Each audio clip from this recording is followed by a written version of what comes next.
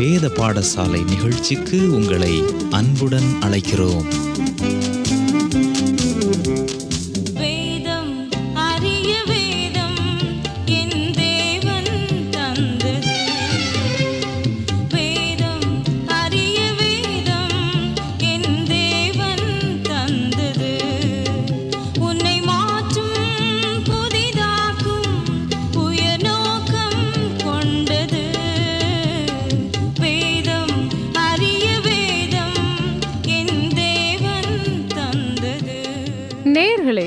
செப்பனியா தீர்க்கதரிசி புத்தகத்தின் சிறப்பு அம்சங்களை இன்றைய நிகழ்ச்சியில் கற்றுக்கொள்வோம். கிறிஸ்துவுக்குள் பிரியமானவர்களே, கடந்த சில மாதங்களாக தீர்க்கதரிசிகளின் புத்தகங்களை கற்று வருகிறோம். தீர்க்கதரிசிகளின் புத்தகங்கள் இஸ்ரவேல், யூதா, அசிரியர்கள் மற்றும் பாபிலோனியர்களின் ராஜ்யங்களின் வீழ்ச்சியை குறித்து அதிகம் பேசினாலும் விசுவாசிகளாகிய நமக்கு பல ஆவிக்குரிய விஷயங்களையும் கற்றுக் கொடுப்பதில் தவறவில்லை. குறிப்பாக இந்த ராஜ்யங்களின் வீழ்ச்சிக்கான காரணங்களை இவர்கள் குறிப்பிடும் போது நம்மை நாமே தற்பரிசோதனை செய்து கொள்ள நம்மை ஏவுகிறது. கிறிஸ்துவை சொந்த இரட்சகராக ஏற்றுக்கொண்ட நாம் ஆவிக்குரிய வாழ்க்கையில் எவ்வளவு தூரம் வளர்ந்துள்ளோம், எந்தெந்த காரியங்களில் தவறுகிறோம் என்று நம்மை பரிசோதனை செய்து கொள்ள இவர்களின் செய்திகள் நம்மை தூண்டுகின்றன. நம்முடைய குறைகள் சுட்டி காட்டப்படும் போது அவற்றை தூக்கி எறிந்துவிட வேண்டும். இது ஆவிக்குரிய வாழ்க்கையின் வளர்ச்சிக்கு ஒரு அடையாளமாக காணப்படுகிறது. இந்த தீர்மானத்தோடு நாம் செய்திகளை கேட்டு பயனடைவோம். இன்றைய நிகழ்ச்சியில் தீர்க்கதரிசியாகிய செப்பனியாவின் புத்தகத்தை கற்றுக்கொள்ள இருக்கிறோம். செப்பனியா வாழ்ந்த காலத்தை அறிந்து கொள்வது மிகவும் எளிது. ஏனென்றால் தம்முடைய புத்தகத்தின் முதல் வசனத்திலே அவர் ஒரு சிறு குறிப்பை கொடுக்கிறார்.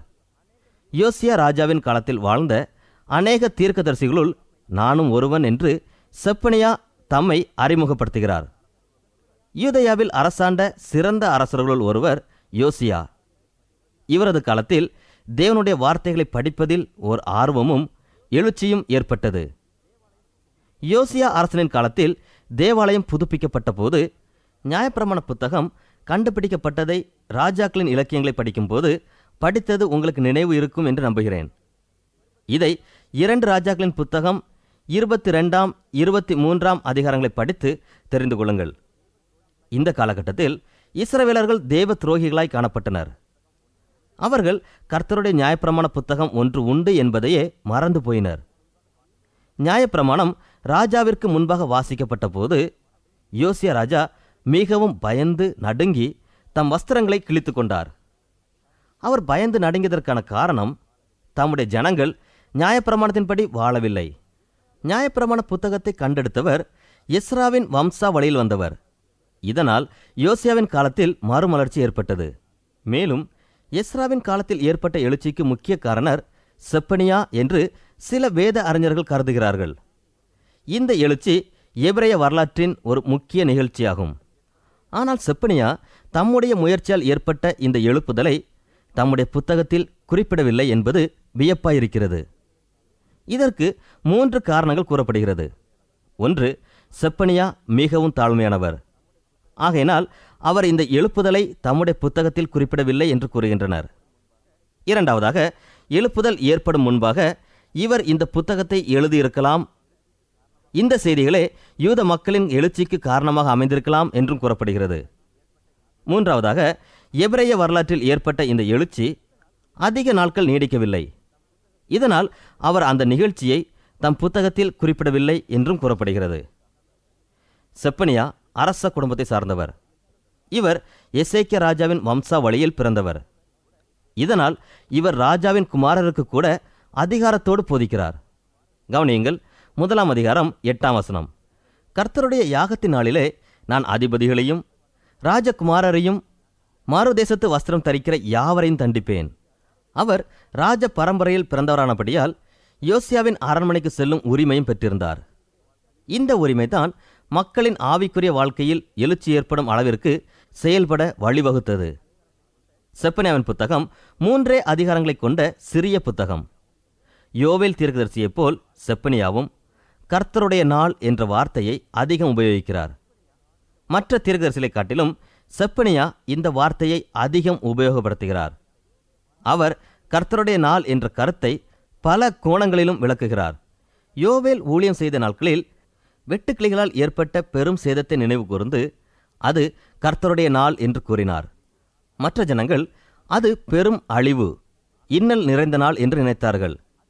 ஆனால் யோவேலோ இல்லை, அது கர்த்தருடைய நாள் என்று கூறினார். பின்பு யோவேல் அதை பின்தொடர்ந்த பஞ்சத்தை பார்த்து இது கர்த்தருடைய நாள் என்று கூறினார். பின்னர் வர இருக்கும் பாபிலோனிய படையெடுப்பை கர்த்தருடைய நாள் வருகிறது என்று கூறினார். பாபிலோனியர்கள் வந்து எருசலேமை கைப்பற்றுவது கர்த்தருடைய நியாயத்தீர்ப்பின் நாளாகும் என்றார்.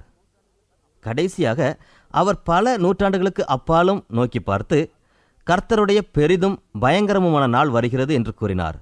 இவ்வாறாக யோவேல் 4 கோணங்களில் கர்த்தருடைய நாளை விளக்கினார்.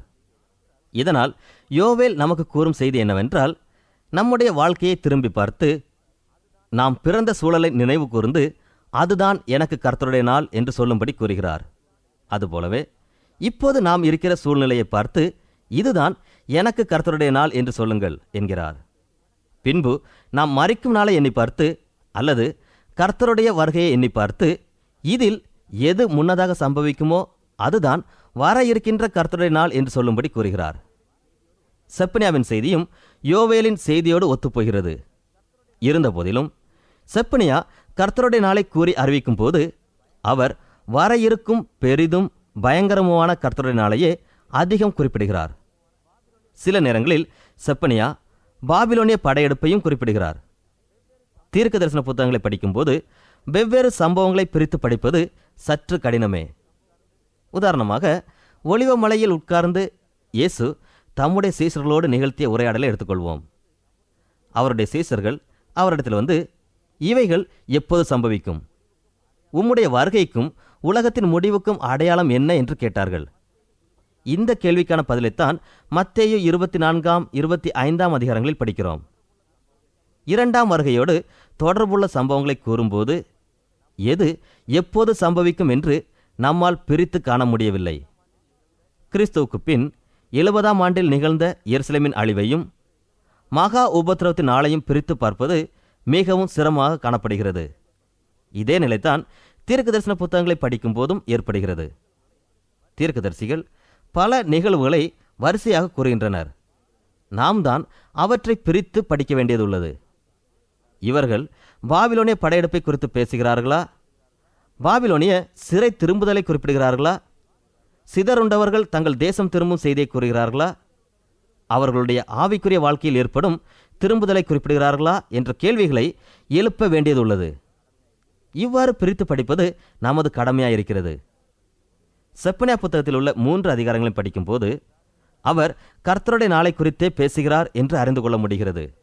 பாபிலோனிய படையெடுப்பையும் எருசலேமின் அழிவையும் கர்த்தருடைய நாள் என்று இவர் குறிப்பிடும் போதிலும் கர்த்தருடைய நாள் என்ற கருத்தை நடைபெற இருக்கிற கடைசி நாட்களின் சம்பவம் என்பதையே இவர் அதிகம் வலியுறுத்துகிறார். வேதாகமத்தை நாம் வாசிக்கும் போது கடைசி நாட்களில் நடைபெறப் போகிற சம்பவங்களையே கர்த்தருடைய நாள் என்று அதிகமான தீர்க்கதரிசிகள் பயன்படுத்துவதை கவனிக்கலாம். இதனை கர்த்தருடைய பெரிய நாள் அல்லது கர்த்தருடைய பெரிதும் பயங்கரமுமான நாள் என்று அழைக்கிறோம். இதற்கு சரியான எடுத்துக்காட்டு 46ஆம் சங்கீதமாகும்.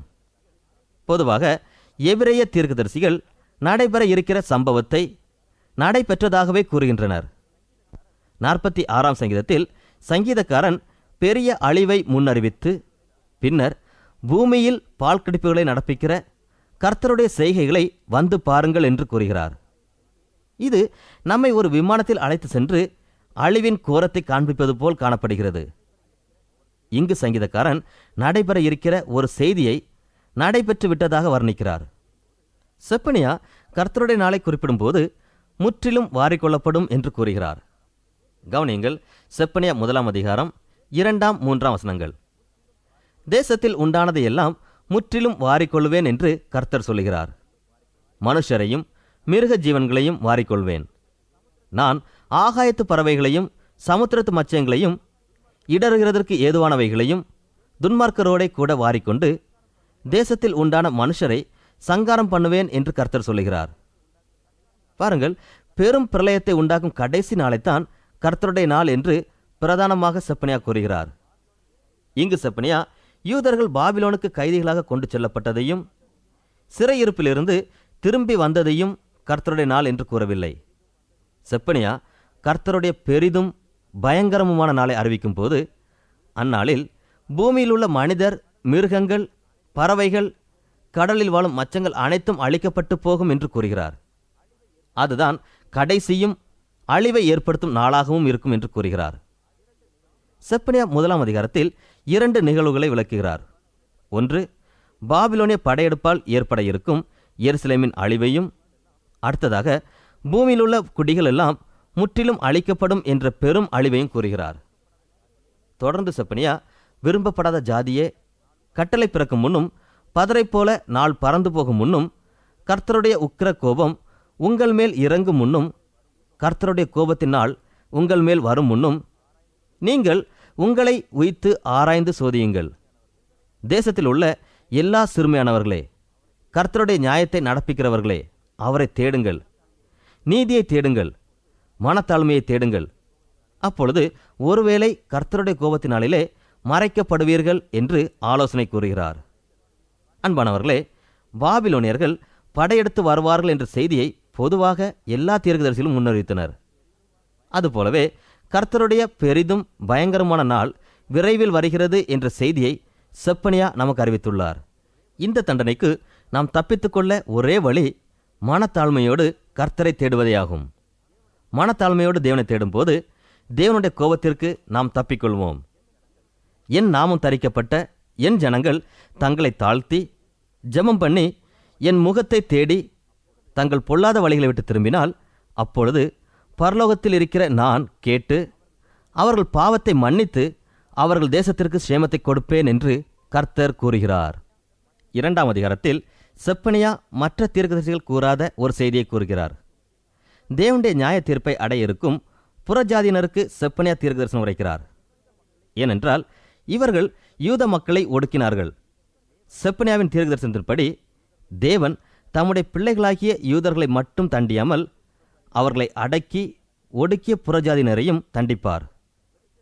இங்கு செப்பனியா பெலிஸ்தியர்களின் பட்டணங்களை குறிப்பிடுகிறார். தேவன் தம்முடைய இரக்கத்து நிமித்தம் தம்முடைய பிள்ளைகளை சந்தித்து அவர்களுடைய மகிமையை திரும்ப பண்ணுவார். ஆனால் பெலிஸ்தியர்களின் பட்டணங்களோ வேரோடே பிடுங்கப்பட்டு பாழாக்கப்படும் என்கிறார். இதுவே இவர்களுக்கு ஏற்பட இருக்கும் நியாயத்தீர்ப்பாகும். அவர் மோவாப், அம்மோன் ஆகியோருக்கு வரும் நியாயத்தீர்ப்பையும் எடுத்துரைக்கிறார். இந்த பட்டணங்கள் சோதோம் கொமராவைப் போல் மாறும் என்கிறார். மேலும் செப்பனியா எத்தியோப்பியர் மற்றும் நினிவே பட்டணத்தின் மீது வரும் நியாயத்தீர்ப்பையும் அறிவிக்கிறார். கவனியுங்கள், 2ஆம் அதிகாரம் 14, 15 வசனங்கள். அதன் நடுவில் மந்தைகளும் ஜாதி ஜாதியான சகல மிருகங்களும் படுத்துக்கொள்ளும். அதனுடைய சிகரங்களின் மேல் நாரையும் கோட்டானும் ராத்தங்கும். பலகணிகளில் கூவுகிற சத்தம் பிறக்கும்.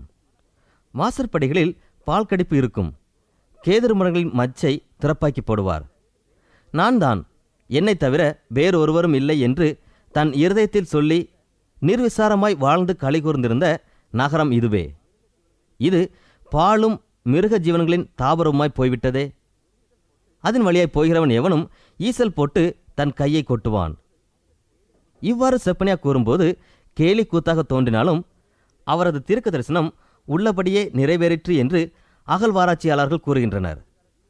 இவ்வாறு 2ஆம் அதிகாரத்தில் யூதர்களின் சத்துருக்களுக்கு போதிக்கும் செப்பனியா 3ஆம் அதிகாரத்தில் யூதர்களுக்கு போதிக்கிறார். இடுக்கண் செய்து ஊத்தையும் அழுக்குமாயிருக்கிற நகரத்திற்கு ஐயோ! அது சத்தத்திற்கு செவி கொடுக்கவில்லை. அது கடிந்து கொள்ளுதலை ஏற்றுக்கொள்ளவில்லை. அது கர்த்தரை நம்பவில்லை. அது தன் தேவனிடத்தில் சேரவில்லை என்று செப்பனியா கூறுகிறார். இந்த தருணத்தில் செப்பனியா மீகா மற்றும் ஆமோஸை போல நீதிக்காக குரல் எழுப்புகிறார். சமுதாய அநீதியை சாடுகிறார். செப்பனியா 3ஆம் அதிகாரம் 3, 4 வசனங்களை வாசிக்கிறேன். எருசலேமில் இருக்கிற அதன் அதிபதிகள் கர்ச்சிக்கிற சிங்கங்கள். அதன் நியாயாதிபதிகள் சாயங்காலத்தில் புறப்படுகிறதும் விடியற்காலம் மட்டும் ஒரு எலும்பையும் மீதியாக வைக்காததுமான ஓநாய்கள். அதன் தீர்க்கதரிசிகள் வீண் பெருமையும் வஞ்சகமும் உள்ளவர்கள். அதன் ஆசாரியர்கள் பரிசுத்த ஸ்தலத்தை பரிசுத்த குலைச்சலாக்கி தேவனுக்கு அநியாயம் செய்தார்கள். இங்கு செப்பனியா ராஜ்யபாரம் தேவனால் ஏற்படுத்தப்பட்டது என்று கூறுகிறார்.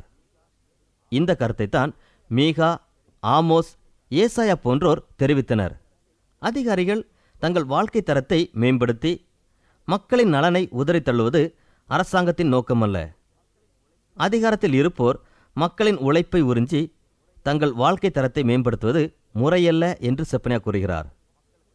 அரசாங்கம் என்பது மக்களுக்காக, மக்களால் மக்களை கொண்டே ஆளப்பட வேண்டும் என்றும் கூறுகிறார். அதாவது மக்களின் நலனில் அக்கறை கொள்ள வேண்டும் என்பதை வலியுறுத்துகிறார். அரசாங்கம் என்பது 3 அடுக்குகளை கொண்ட அமைப்பு என்ற மீகாவின் கருத்தை செப்பனியாவும் ஆதரிக்கிறார். முதலாவது, தேவனுடைய கட்டளைகளை கற்றுக் கொடுக்கும் ஆசாரியர்கள். இந்த சட்டங்கள் மக்களை ஆளுவதற்கும் பயன்படுத்தப்பட வேண்டும். இரண்டாவது, ஆசாரியர்களால் கற்றுக் கொடுக்கப்படும் கட்டளைகளை கைக்கொள்ளும்படி போதிக்கும் தீர்க்கதரிசிகள். மூன்றாவது, ஆசாரியர்களாலும் தீர்க்கதரிசிகளாலும் போதிக்கப்பட்ட கட்டளைகளை நடைமுறைப்படுத்தும் அதிகாரிகள். இவர்கள் தங்கள் பணியை செவ்வனே செய்ய வேண்டும். ஆசாரியர்கள் தேவனுடைய கட்டளைகளை மக்களுக்கு கற்றுக் கொடுக்காமல் கரை படிந்தவர்களாக காணப்படும் போது மக்கள் குழம்பி போவார்கள். அவர்கள் எவ்வாறு வாழ வேண்டும், எது சரி என்பது புரியாமல் தவிப்பார்கள். தீர்க்கதரிசிகள் தேவனுடைய கட்டளைகளுக்கு கீழ்ப்படிய வேண்டும் என்று மக்களை வலியுறுத்த தவறும்போது மக்கள் கரை படிந்தவர்களாக மாறிவிடுவார்கள். அதிகாரிகள் பரிதானம் வாங்கி முறை தவறும்போது அது மக்களின் நலனை பாதிக்கிறது. இதனால்தான் ஒரு நாள் கர்த்தர் ராஜ்யபாரத்தை மக்களிடமிருந்து விலக்கி போடுவார் என்று மீகா கூறுகிறார். இதே கருத்தை நாம் தானியேல் 4ஆம் அதிகாரத்திலும் வாசிக்கிறோம். உன்னதமானவர் மனுஷருடைய ராஜ்யத்தில் ஆளுகை செய்து தமக்கு சித்தமானவனுக்கு அதை கொடுப்பார் என்பதை அறியும் மட்டும் மனிதரினின்று தள்ளப்படுவாய், வெளியின் மிருகங்களோடே சஞ்சரிப்பாய் என்று நேபுகாத் நேச்சாருக்கு சொல்லப்பட்டது. மேலும் பவுல் தேவனாலே அன்றி ஒரு அதிகாரமும் இல்லை, உண்டாயிருக்கிற அதிகாரங்கள் தேவனாலே நியமிக்கப்பட்டிருக்கிறது என்று ரோமர் 13ஆம் அதிகாரத்தில் கூறுகிறார். இருந்தபோதிலும் தங்களுக்கு அளிக்கப்பட்டுள்ள அதிகாரத்தை தவறாக பயன்படுத்தி மக்களின் உழைப்பை சுரண்டும் போது சிறையிருப்பின் மூலம் அந்த அதிகாரம் பறிக்கப்படுகிறது என்பதையே தீர்க்கதரிசிகள் வலியுறுத்துகின்றனர். மேலும் மீகா கூறும்போது தேவகுமாரன் கர்த்தாதி கர்த்தாவாக, ராஜாதி ராஜாவாக ஆட்சி செய்யும் காலம் வரும் என்று கூறுகிறார். இயேசு கிறிஸ்துவின் வருகையை முன்னறிவித்த தீர்க்கதரிசிகளில் சிலர் முதல் வருகையையும் சிலர் 2ஆம் வருகையையும் குறித்து பேசுகின்றனர். முதலாம் வருகையில் கிறிஸ்து ஆட்சி புரியவில்லை, ஆனால் அவர் ஆட்சி புரிய வருவார் என்றே தீர்க்க தரிசனங்கள் கூறுகின்றன. இயேசு நிக்கோதேமுடன் உரையாடி கொண்டிருக்கும் போது, நான் தான் தேவனுடைய ஒரே பேரான குமாரன், என்னையன்றி ரட்சிப்பு இல்லை என்று கூறினார். நாம் மறுபடியும் பிறந்த அனுபவத்திற்குள் வரும்போது தேவகுமாரனாகிய இயேசு கிறிஸ்து நமது இரட்சகர் மட்டுமல்ல, அவரே நமது ஆண்டவரும் என்று அறிந்து கொள்கிறோம். ஏனென்றால் அவரே நமக்குள் ஆட்சி செய்கிறார். இந்த ஆட்சியைத்தான் தீர்க்கதரிசிகள் முன்னுரைத்தனர். இருந்தபோதிலும் தீர்க்கதரிசிகளால் முன்னுரைக்கப்பட்ட இயேசுவின் 2 வருகையையும் புதிய ஏற்பாடு கூறுகிற இயேசுவின் 2ஆம் வருகையையும் புரிந்து கொள்ளும்போது தேவனுடைய ஒரே குமாரனாகிய இயேசு நம்மை ஆட்சி செய்வார் என்பதை அறிந்து கொள்ள முடியும். அவர் இருப்புக்கோலால் ராஜ்யங்களை நடத்துவார். அவருடைய ராஜ்யத்திற்கு முடிவிராது. அவரே ராஜாதி ராஜாவாக, கர்த்தாதி கர்த்தாவாக வீற்றிருப்பார். இதுதான் செப்பனியா தீர்க்க தரிசனத்தின் மைய கருத்து. இருந்தபோதிலும் செப்பனியா கர்த்தருடைய நாள் என்ற கருத்திற்கு அதிக முக்கியத்துவம் கொடுக்கிறார் என்பதையும் மறந்து போகக்கூடாது. வெட்டுக்கிளைகளால் ஏற்படும் சேதத்தையோ அல்லது பஞ்சத்தையோ கர்த்தருடைய நாள் என்று செப்பனியா கூறவில்லை. சில வேளைகளில் அவர் பாபிலோனிய சிறையிருப்பை அறிவித்தாலும் அவர் கடைசி நாட்களில் நடைபெற இருக்கிற கர்த்தருடைய பெரிதும் பயங்கரமுமான நாளையே அதிகம் வலியுறுத்துகிறார். அந்நாளில் மனித வரலாறு ஒரு முடிவிற்கு வரும். செப்பனியா அறிவிக்கும் கர்த்தருடைய நாளின் பரிமாணம் என்னவென்றால், பூமியில் வாழும் மனிதர்கள், மிருக ஜீவன்கள், ஆகாயத்து பறவைகள், சமுத்திரத்து மச்சங்கள் ஆகிய யாவும் முடிவிற்கு கொண்டு வரப்படும். அதுதான் கர்த்தருடைய பெரிதும் பயங்கரமுமான நாள். செப்பனியா கர்த்தருடைய நாளின் தன்மையையும் வெளிப்படுத்துகிறார். கர்த்தரின் பெரிதும் பயங்கரமுமான நாளில் தேவன் பாபிலோனியர்களையோ அசிரியர்களையோ ஆயுதமாக உபயோகிக்கப் போவதில்லை. மாறாக அவரே நேரடியாக செயல்படுவார் என்ற கருத்தை வலியுறுத்துகிறார். சங்கீதம் 46, 2 பேதுரு 3ஆம் அதிகாரம், ஆகாய் புத்தகம் ஆகியவற்றின் அடிப்படையில் இது அணு ஆயுதத்தால் ஏற்பட இருக்கும் பெரும் அழிவை குறிக்கிறது என்று சிலர் நம்புகின்றனர். இது மிகவும் வியப்பாக உள்ளது. தேவனால் செய்யக்கூடாத ஒரு காரியத்தை மனிதனால் செய்ய முடியும் என்று இவர்கள் நம்புகிறார்கள். ஆனால் செப்பனியா கர்த்தரின் பெரிதும் பயங்கரமான நாளில் தேவன் நேரடியாக செயல்படுவார் என்பதை திட்டமும் தெளிவுமாக கூறுகிறார். மனிதர்களின் கண்டுபிடிப்புகளை தேவன் உபயோகப்படுத்தப் போவதில்லை. மேலும் தேவனுடைய பிள்ளைகள் தேவனுக்கு விரோதமான பாவங்களில் ஈடுபட்டதாலே கர்த்தருடைய நாள் வருகிறது என்று கூறுகிறார். இந்த பாவங்களை செப்பனியா பட்டியலிட்டு காட்டுகிறார். கவனியுங்கள். செல்வம் நிறைந்த நிலை, அலட்சியம், நம்பிக்கையின்மை, கீழ்ப்படியாமை, கலகம், தேவ பக்தியின்மை இவைகள்தான் கர்த்தரின் பெரிதும் பயங்கரமான நாளுக்கு காரணிகளாக அமைகின்றன என்று கூறுகிறார்.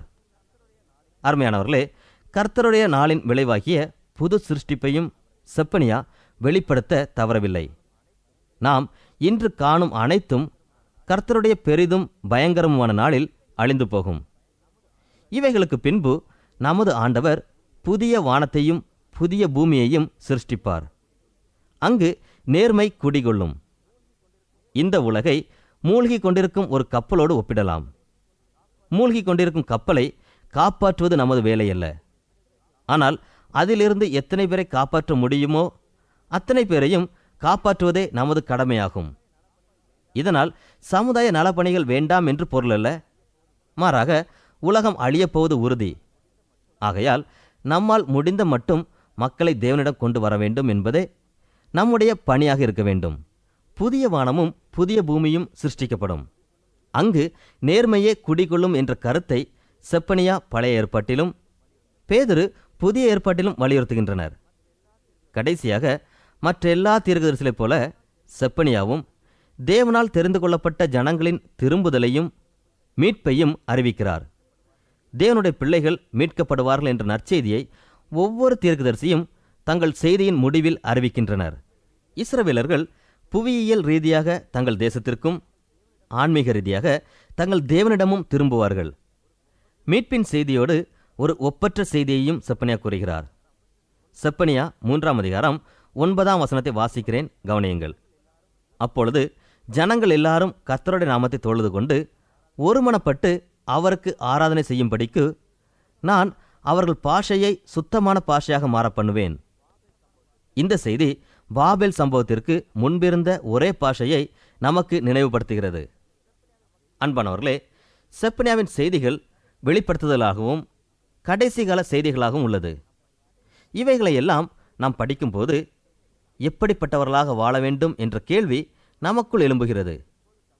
இவைகளெல்லாம் எப்போது சம்பவிக்கும் என்பதல்ல, கர்த்தருடைய நாளை சம்பவிக்க நாம் ஆயத்தமாக இருக்கிறோமா என்ற கேள்வியே நம்முன் வைக்கப்படுகிறது. நாம் ஆயத்தமாக இருக்கிறோமா? மற்றவர்களை ஆயத்தப்படுத்துகிறோமா? அன்பானவர்களே, இந்நிகழ்ச்சியின் மூலம் நீங்கள் அநேக நன்மைகளை பெற்றிருப்பீர்கள் என்று நாங்கள் நம்புகிறோம். நீங்கள் பெற்றுக்கொண்ட ஆசீர்வாதங்களை எங்களுக்கு எழுதி தெரியப்படுத்துங்கள். எங்கள் முகவரி: வேத பாடசாலை, விஸ்வவாணி, தபால் பெட்டி எண் 34, திருநெல்வேலி 2, தமிழ்நாடு. மீண்டும் கூறுகிறோம்: வேத பாடசாலை, விஸ்வவாணி, தபால் பெட்டி எண் 34, திருநெல்வேலி 2, தமிழ்நாடு.